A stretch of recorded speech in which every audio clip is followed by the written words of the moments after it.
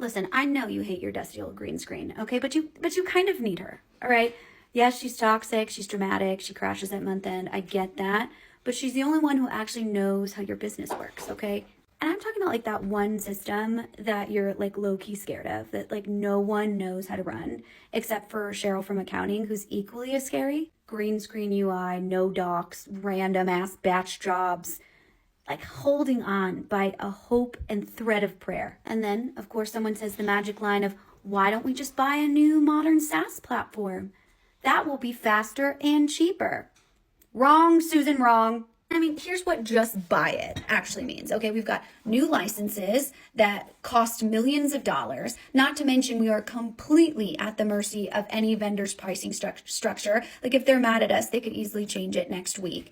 We've got probably 2 years worth of workshops to blend our old business with this new fancy SaaS platform so that we can be industry standard according to someone else on our workflows. And then also we're migrating probably like 20 years of like weird edge case situations that no off-the-shelf product wants to deal with. So then we have the cost of customization. What most people forget is you still have to keep that old dusty system running during this transition and probably after as well. So now we not only have one monster, we have two. 9 times out of 10, we're going to turn back to our old system and say, you know what, why are we doing this? So this is why you need to modernize first, right? And modernize doesn't mean anything. It's a stupid word. It means, right, rewriting the legacy system's brain. This does not mean a lot of pretty new trash boards running around the organization. It means prioritizing the business rules that actually make us money. Yes, we're ditching the 90s wiring, all right, and hot server rooms, but we're building a new platform that slowly we've moved pieces over to a new one. So the old girl can die in peace. She deserves that, for God's sake. And this isn't like a new coat of paint, okay? This is a full renovation, all right, from the guts. And there's no Brads or Chads in our ear being like, we could really do this in 90 days if we're just lifted and shifted.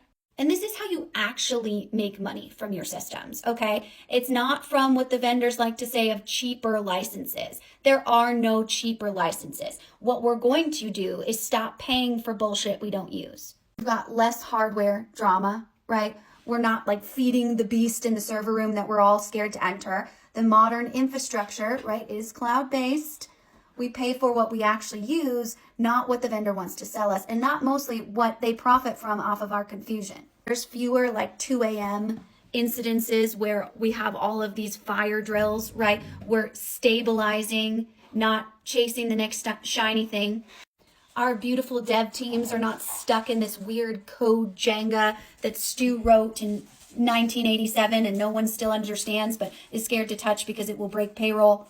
New architecture doesn't feel like diffusing a bomb, right? I don't know if you're allowed to say bomb on TikTok.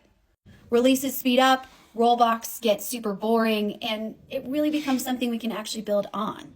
We never have to talk to Cheryl again in our lives from accounting because she is very scary. We've got documented services, clean APIs, modern tools, and new people that actually know how it works. That's how we get these big ROI numbers and control over our own strategy. Nobody's going to put this in a glossy case study or a Gartner actual survey or McKinsey or whatever, because this isn't what makes big tech and big software money.